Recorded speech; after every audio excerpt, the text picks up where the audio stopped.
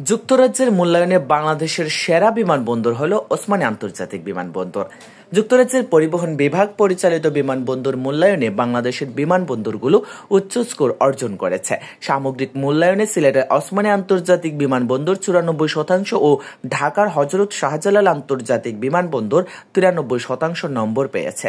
বাংলাদেশ বেসামরিক বিমান চলাচল কর্তৃপক্ষের সহকারী পরিচালক মোহাম্মদ কাউসার মাহমুদ স্বাক্ষরিত এক সংবাদ বিজ্ঞপ্তিতে এ তথ্য জানানো হয়।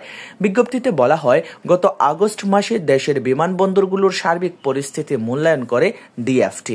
এর মধ্যে শাহজালাল সামগ্রিক মূল্যায়নে 93% এবং অতিরিক্ত নিরাপত্তা ব্যবস্থা মূল্যায়নে 100% নম্বর অর্জন করেছে।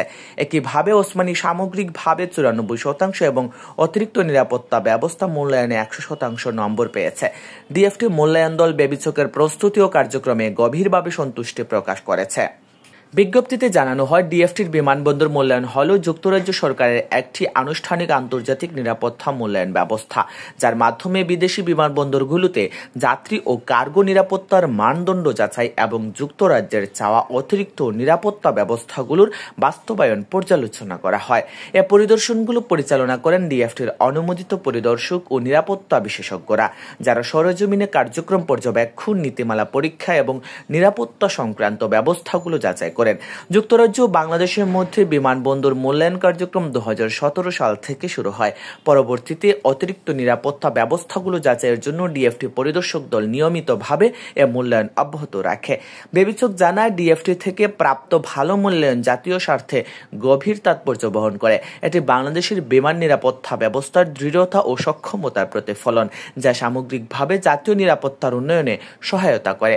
এ ফলাফল বিদেশি নিয়ন্ত্রক সংস্থা ও এয়ারলাইন্সগুলোকে আশ্বস্ত করে যে যাত্রী ও কার্গো ব্যবস্থাপনায় টেকসই এবং উচ্চমানের নিরাপত্তা নিয়ন্ত্রণ বজায় রয়েছে।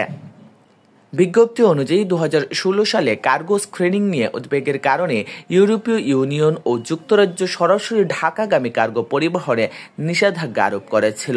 ফলে বাংলাদেশের সব রপ্তানি কার্গোকে তৃতীয় দেশে অতিরিক্ত নিরাপত্তা স্ক্রিনিং এর মাধ্যমে পাঠাতে হতো, যা রপ্তানিকারকদের জন্য বিলম্ব ও অতিরিক্ত খরচ সৃষ্টি করে।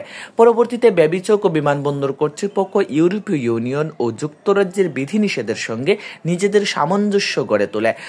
2017 সাল থেকে ইডিএস এর মতো আধুনিক নিরাপত্তা সরঞ্জাম যোগ এবং ইডিডি ইউনিটকে রপ্তানি কার্গো স্ক্রিনিং ব্যবস্থায় যুক্ত করা হয়। এটি নিঃসন্দেহে বাংলাদেশের কার্গো অপারেশন একটি মাইল ফলক অর্জন।